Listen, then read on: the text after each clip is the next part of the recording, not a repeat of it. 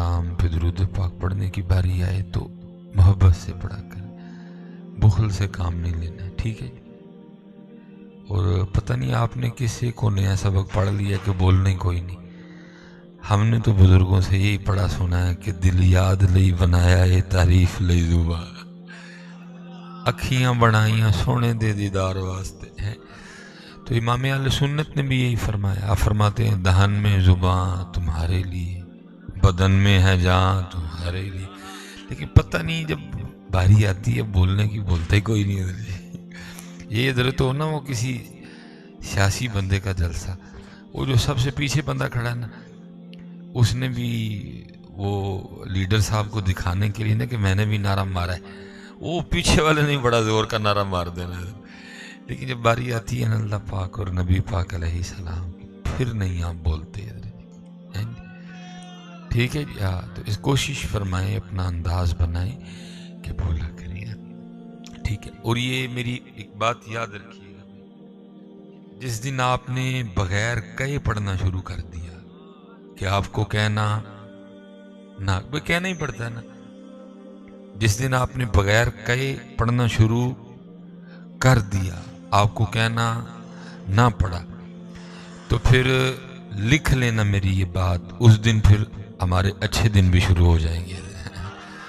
नहीं सर, तो जितनी देर तक हजरत जी ये कहने वाला मामला ना, अच्छे दिन नहीं आने फिर कोई भी।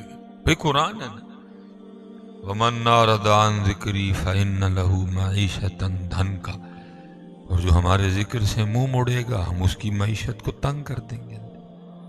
खोला चैलेंज है, जो हमारे जिक्र से मुंह मोड़ेगा हम उसकी मईशत को तंग कर देंगे। तो अच्छा, सुबह नाश्ता साहब ने किया, तो किसी ने स्पीकर में तो नहीं कहा था नाश्ता कर लो? अच्छा, वो आपे कर लेने दे, ठीक हो गया। दुरूद पाक के लिए कहना ही पड़ता है इधर। तो फिर यही हालात रहने, फिर हालात तो नहीं बदलेंगे कभी भी। इस ईद पे सब ने नए कपड़े पहने थे, छोटी ईद पे नए पहने थे ना, किसी ने स्पीकर में तो नहीं कहा था कि ईद आ गई है नए कपड़े सिलवा लो? अच्छा, वो बगैर के ही, अच्छा वाह भाई वाह।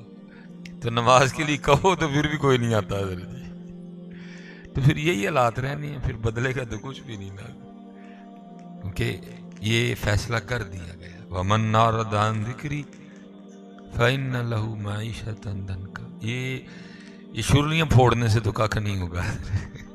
और मुझे समझ नहीं आ रही खुशी मना किस बात पर है, क्या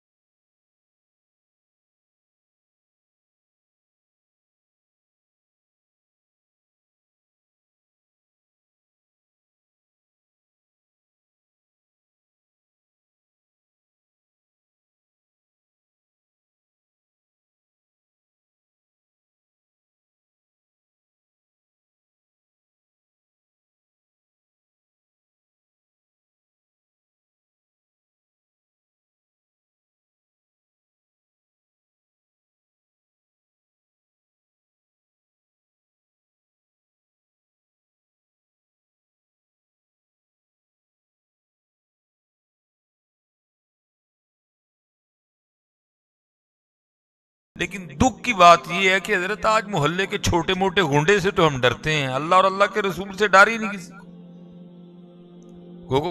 قرآن سناؤ، کو حدیث سناؤ، کسی کے کان پہ جوں نہیں رینگتی حضرت۔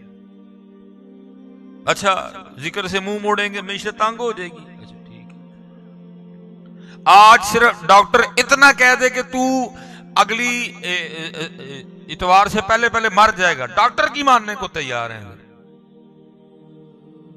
اس طرح تو نہیں نا بیٹا کچھ بھی بدلے گا۔ اس لیے یہ لکھ کے رکھ لو کہ جس دن ہمیں کہنا نہ پڑا، بغیر کہے ہم نے پڑھا اور دیوانوں کی طرح پڑھا، تو پھر اس دن اچھے دن شروع ہو جائے گے۔ تو جتنی دیر تک پتر آپ نے چپ کا روزہ نہ توڑا، جو آپ نے اپنی زبانوں کو تالے لگا رکھے ہیں اللہ اور اللہ کے رسول کے ذکر کے حوالے سے، جتنی دیر یہ تالے نہیں توڑو گے اچھے دن نہیں آنے کوئی بھی۔ کیونکہ قرآن جی ومن اعرض عن ذکر، میں نے کو آپ کو غالب کا شعر نہیں سنایا، میں نے کو آپ کو میر تقی میر کی کو غزل کا کو ٹکڑا نہیں سنایا، میں نے آپ کو قرآن سنایا۔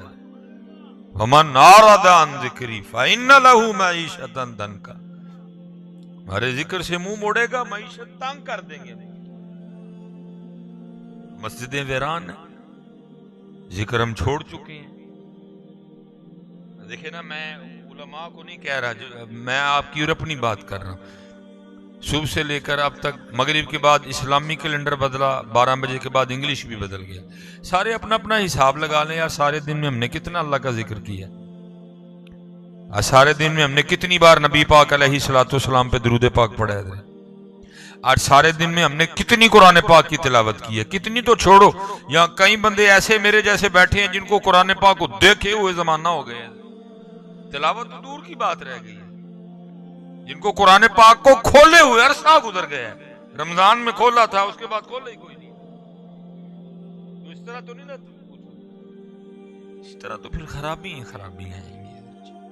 اس لیے بیٹا نیا سال شروع ہو رہا ہے، جو پیچھے کیا معافی اس سے، سچی توبہ کریں، اور آج سارے حضرت یہ عزم یہ ارادہ لے کے اٹھیں کہ جو پہلے کیا وہ اب نہیں کریں گے، اور جو پہلے نہیں کر سکے اب وہ کریں گے۔